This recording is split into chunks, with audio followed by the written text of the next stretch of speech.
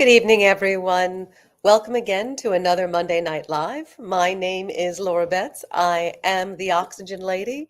And tonight I want to talk a little bit about something called a nasal cannula. I'd like to talk a little bit about how we get the oxygen to you. And again, I'll give you some knowledge and share with you some shocking information that is going to make a really, really big difference in what hyperbaric facility you choose and ultimately your outcome. So hang in for that. I'm going to do a little math for you. And I think you may be absolutely shocked at some of those differences there. So welcome, welcome. Again, my name is Laura Betts. I am facility director and founder of Hyperbaric RX down here in Fort Lauderdale. And we do Facebook Lives every Monday night at 6 o'clock. And we have a whole bunch of really awesome videos on a whole wide variety of topics, including hyperbaric oxygen therapy and different types of state-of-the-art testing methods and quantum nutrition testing and all the really cool things here we do to help you heal and rebalance your health naturally. And we talk about foundational medicine topics as well. So welcome, welcome. If you know somebody that's interested in hyperbaric oxygen therapy, if you know somebody that's looking for a more holistic approach to their health, please share this information with them. Go ahead and send us a message or give us a call at the office. We'd love to help you. So again, tonight's topic, we're talking about something called a nasal cannula. And I'm going to talk about supplemental oxygen versus hyperbaric oxygen. Interestingly enough, and I've talked about this in a lot of my videos before, the good news is that there's very little accidents happening in the hyperbaric industry. In fact, in the history of the industry, there's been a very, very small number of issues. I would argue you almost have to work to cause some of these problems. Another reason why you want to come to an ANDI Certified Hyperbaric Facility like Hyperbaric RX is ANDI has a 34-year perfect safety record in over 62 countries, and we're not changing that anytime soon. So there are some big differences there. And because their regulation enforcement is reaction. So even though there's a fair amount of rules out there, the good news is, I guess, because people aren't really getting hurt, they're not enforcing a lot of the rules.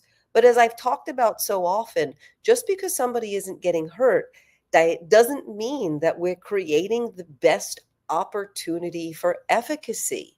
Not everybody is just using hyperbaric for wellness. Not everyone is using hyperbaric for something proactive like anti-aging or performance enhancement.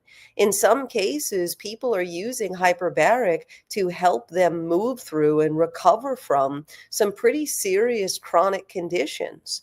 And in that scenario, creating the absolute best opportunity for efficacy is really important. And believe it or not, what they put on your face, whether it's a nasal cannula or whether it's a standard non-rebreather mask, makes a really, really big difference.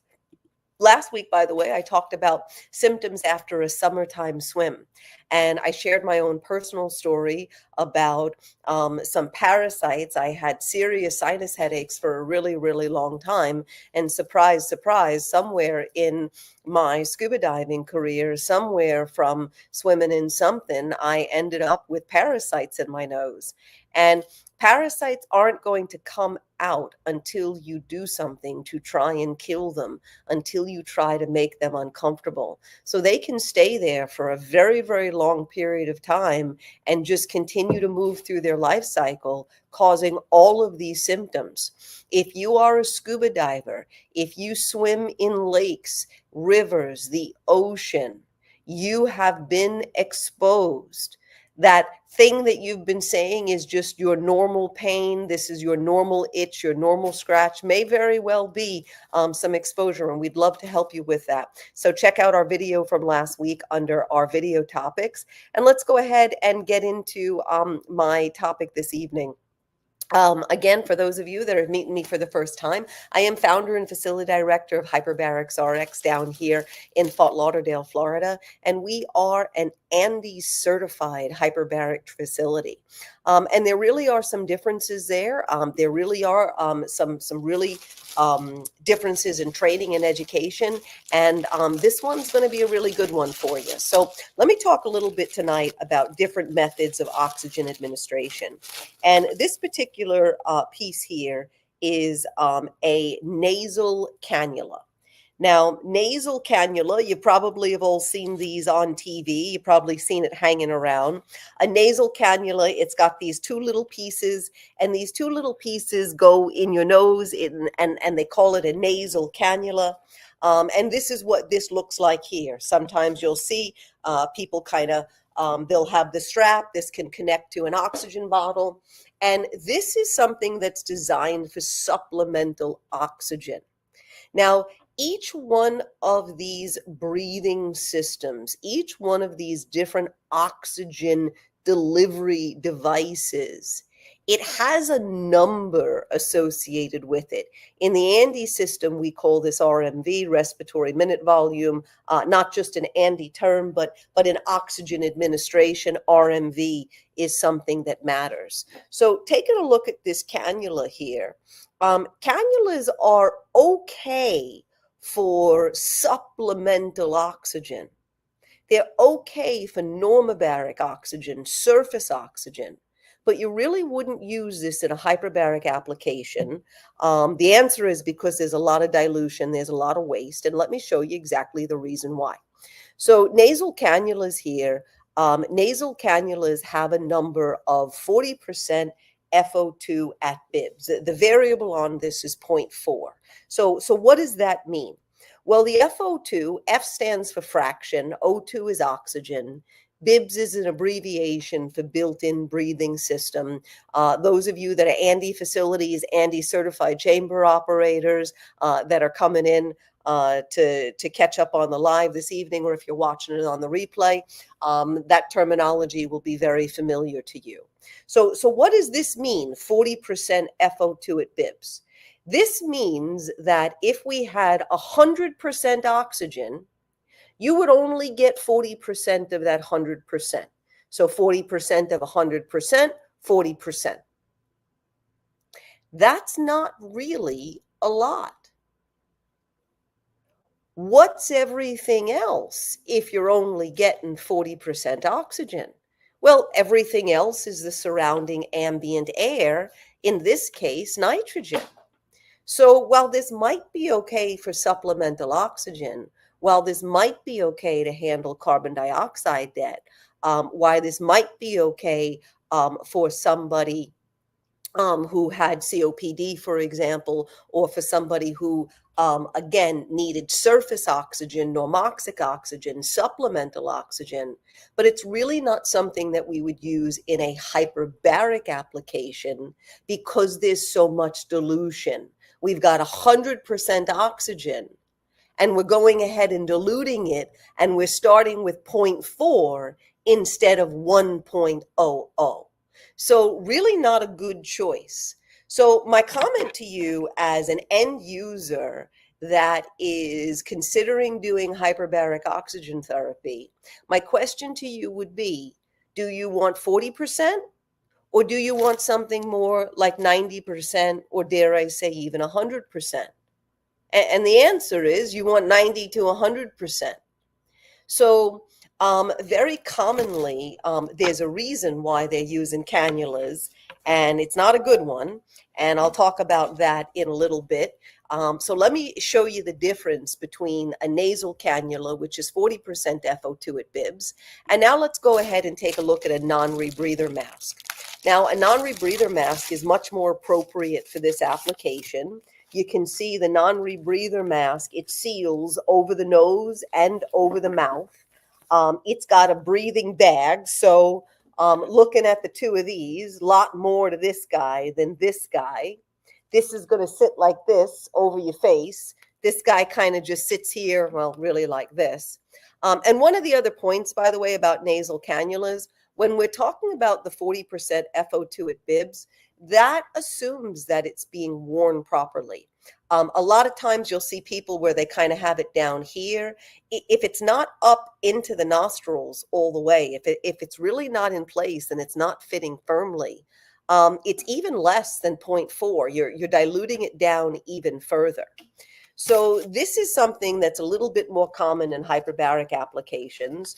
And this particular mask is, depending on how it fits the person, it's 85 to 90%. So what does this mean? This means if the source gas was 100% oxygen, then we would be getting 0.85, 0.9, 85 to 90% versus 40%. So again, you don't need to be an ANDI Certified Chamber Operator or an ANDI Certified Hyperbaric Technician in order to know, do I want 90% or do I want 40%? And this is a really, really big difference. Now, I'll tell you a little secret. I'll tell you something that's a little shocking. Most of the time, when a hyperbaric facility, and I'm using the term hyperbaric facility a little loosely, if they're using cannulas, they're probably not trained and certified, but beaming the benefit of the doubt, most of the time, the reason why the cannulas are in place is because the oxygen supply is under spec. It can't deliver enough flow to supply enough volume to the proper mask. So this guy needs somewhere around 15 liters a minute. The RMV for this, for the average person, we need to have 15 liters a minute. This one, you could have a half liter a minute going to it. There's no breathing resistance. So not only are we dealing with a 0.9 versus a 0.4 before we do any of our other calculations, but there's a good chance that the reason why this is being used is because they only have 5 liters of oxygen to begin with. They can't use a mask like this because the person will feel like they can't breathe. Here at Hyperbarics RX, our chamber operators often adjust the flow of the mask. We had 2 people on the schedule today. Both of them needed about 20 liters a minute. They needed more than the average 15 liters. No problem. We got a whole bunch of it. If our concentrators maxed out, if our oxygen supply system could only deliver 5 or 6 liters, we wouldn't be able to use this built-in breathing system. We wouldn't be able to use this delivery system. Now, I've done some videos earlier talking about the 3 most important things in hyperbaric medicine, and I've talked a little bit about dosage. And this is a really big deal because the dosage, the ultimate partial pressure of oxygen being dissolved into the tissues, the gradient that is being created, the whole point of dissolving a gas into a liquid, in this case, the gas is oxygen, and the liquid is everything in our body except dense bone. Well, the less oxygen, the less opportunity for efficacy. Some of these switches, some of these mechanisms of action are really dosage dependent. Now, if you're using hyperbaric for wellness, if you're using it for a little performance enhancement, if you're using it for some general anti-aging, if you're using it in a proactive manner, well, then, yeah, okay, even a little is good. Yeah, we could do better, but okay, even a little is good. But when we're talking about someone who is in a healing crisis, someone who is in a negative cascade, who has a limited amount of time to repair the body's natural ability to heal itself, to repair the regenerative mechanisms, well, do you want a 40% chance or do you want a 90% chance? Do you want 40% dosage? Do you want 90% dosage? Now, an ANDI Certified Chamber Operator, by the way, makes a few other adjustments to ensure that they are actually duplicating the dosage exactly. So if the protocol, for example, is asking for a partial pressure of 2.0 ATA of oxygen, then the certified chamber operator is using their training and certification with the exact equipment that they were trained and certified for in order to make sure that the partial pressure of oxygen that's being delivered is exactly that. And this is one of the tools that we use. Those of you that have dove here have probably seen the chamber operators on the floor doing dosage calculations. And it's another big difference. You know, a lot of times, because people are not trained and educated about hyperbaric, they don't know. They don't know that this is inadequate. They don't know that this is 40% at best of the possibility, right? And again, in general, if they're using a cannula, almost always in my professional experience, the oxygen system is not right. It can't handle the back pressure of the chamber. So rather than get the information, and in some cases it's just ignorance, they don't know, but rather than properly upgrade the oxygen system in order to be able to deliver a proper RMV, proper respiratory minute volume, in order to be able to use a full concentration mask, in order to be able to use a non-rebreather mask, they just figure nobody knows any better. So I just went ahead and messed all that up. So I hope this information was helpful. I encourage you to share this information. In general, if you're going to a hyperbaric facility, and I'm using, again, hyperbaric facility a little loosely, if you're going to a hyperbaric facility and they're offering you a cannula, find another facility. There's a really, really good chance that the way the system is running, you're not even getting more oxygen than nitrogen. And I've talked about this in some of my other videos. Air is mostly nitrogen. So you really need to make sure that the operator is administering predominantly oxygen. That's kind of the whole point. The O in the HBOT is not A, it's not for air, it's not N, it's not for nitrogen, it's O, it's for oxygen. And that's what proper hyperbaric oxygen therapy is. Now, supplemental oxygen certainly has a place, but supplemental oxygen and hyperbaric oxygen are not the same things. And procedures and practices for supplemental oxygen, like the use of a cannula, is not the same as procedures and practices for hyperbaric oxygen. So I hope this information was interesting. I hope it gave you a little insight and a little peek behind the curtain on some of that dosage math. Again, there's your cannula math, 40% FO2 at bibs. Your variable at best is 0.4.